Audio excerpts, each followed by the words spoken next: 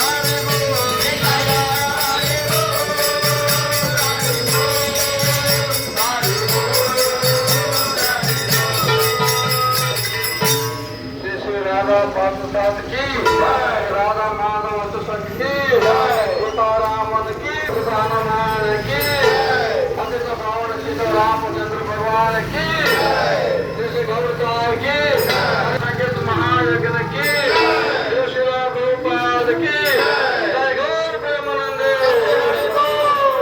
हरे कृष्ण अम्माई తీసుకురండి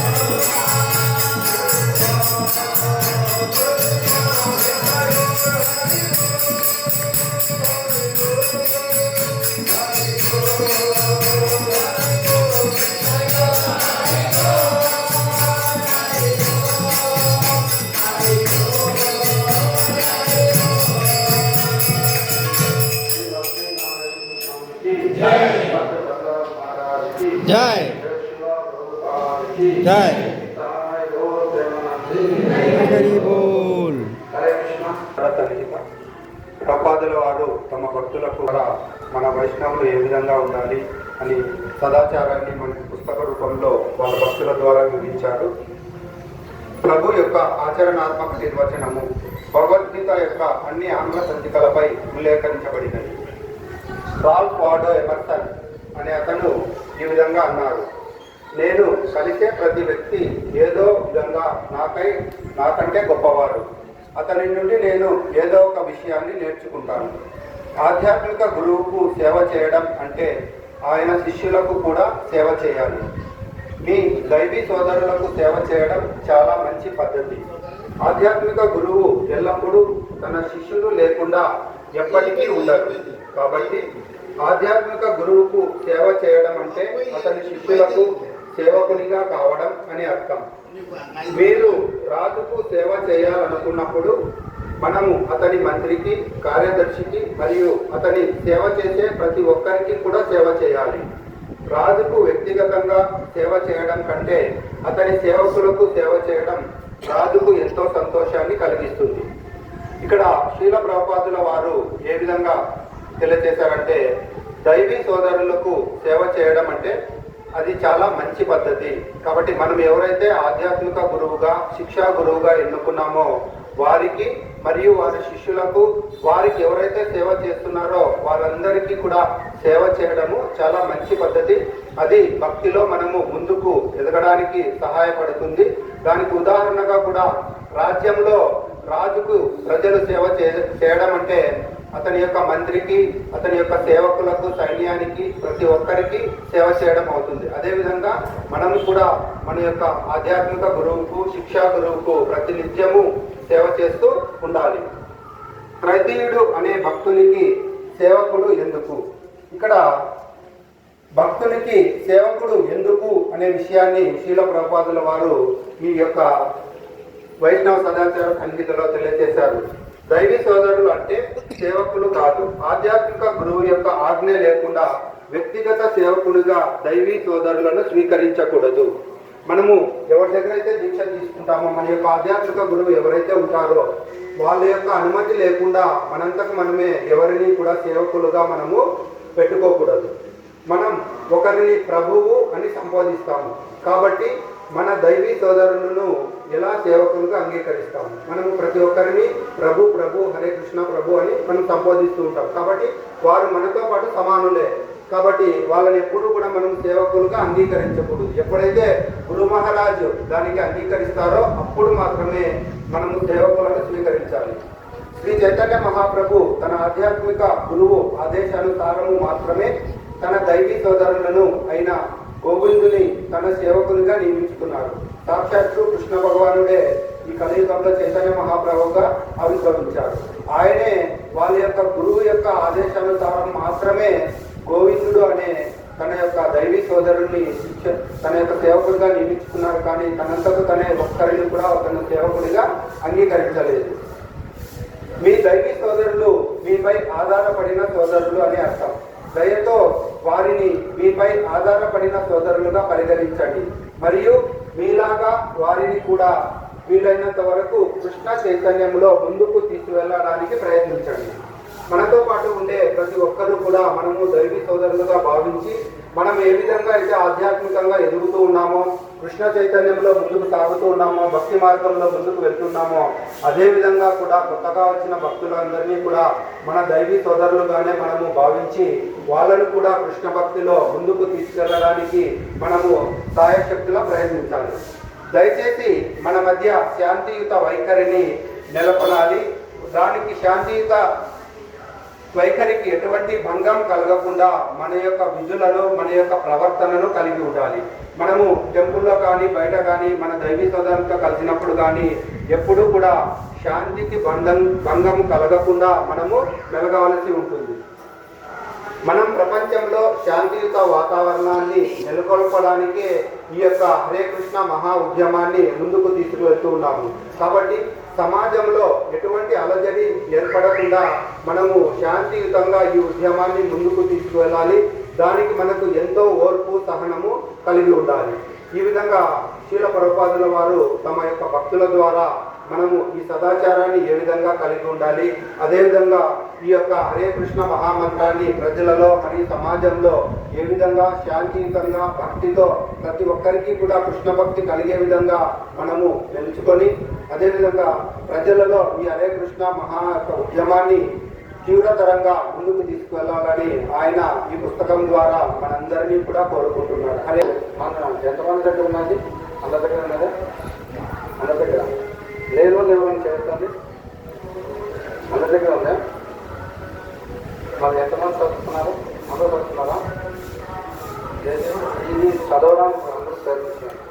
మనం సమయం తీసుకొని రోజు ఒక పేరకం చదవడం. ఈ బుక్స్ చదవడం వల్ల మనం సాంప్రదాయం నేర్చుకుంటాం, ఆచారం నేర్చుకుంటాం.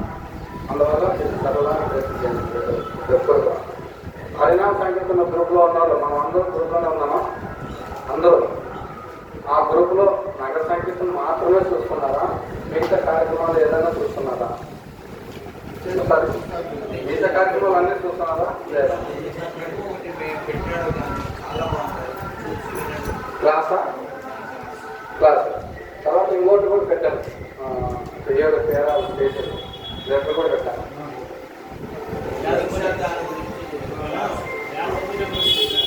వ్యాస పూజ జరిగేటప్పుడు పరమ పూజ జయప్రదర్శన నాడు ఆయన 77వ పుట్టినరోజు జరుపుకుంటూ ఆయన మాట్లాడడానికి కూడా శరీరం సహకరించారు.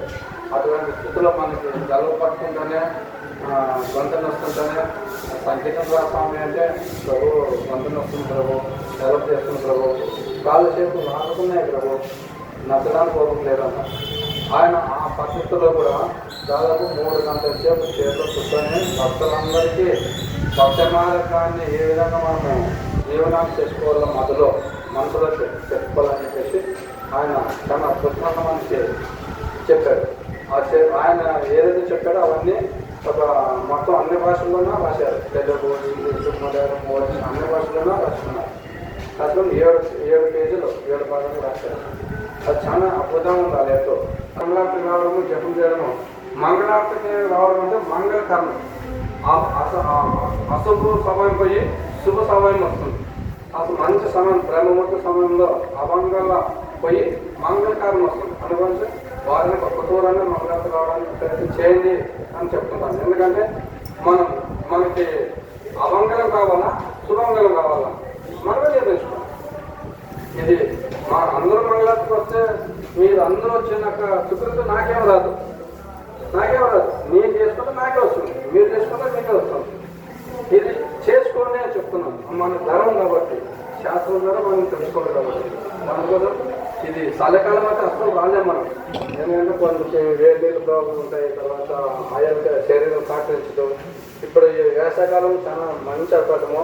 మనం అయ్యప్ప మాల వేసుకుంటున్నారు కదా, చూస్తున్నాం కదా, శివుని మాల వేసుకుంటున్నారు, హనుమంతుని మాల వేసుకుంటున్నారు, అన్ని మాల వేసుకుంటున్నారు. ఆ మాల వేసుకొని 40 రోజులు ఆశ్రయిస్తారు. దేనికి? ఆ శరీరానికి శిక్షణ ఇవ్వడానికి. ఆ 40 రోజులు దాని తర్వాత కనీసం 10 శిక్షణ ఇస్తే కనీసం 5 అన్నా అమలు చేసుకోవడానికి ప్రయత్నం చేయాలి. అందువల్ల మనం కూడా ఈ వేసవకాలంలో శిక్షణ ఇవ్వాలి. వేసవకాలంలో శిక్షణ ఇవ్వాలి ఈ శరీరానికి. దీనికి మనం ఆత్మ సాక్షాత్కారం పొందడానికి శిక్షణ ఇవ్వాలి. అందువల్ల వారానికి ఒకసారి ప్రయత్నం చేయండి. 4:30 ఓపెన్ అయ్యి 5 గంటలకు బంద్ అయిపోయింది. మనకి అంతగా పనులు ఉన్నా కూడా 5 గంటలకు మనం రిటర్న్ వచ్చేసి మన పనులు మనం చేసుకోవచ్చు. మనం బ్రహ్మముహూర్తంలో లయడం చాలా చాలా చాలా చాలా మంచిది. తపాలంలో ఒక ఇంట్లో అవసరం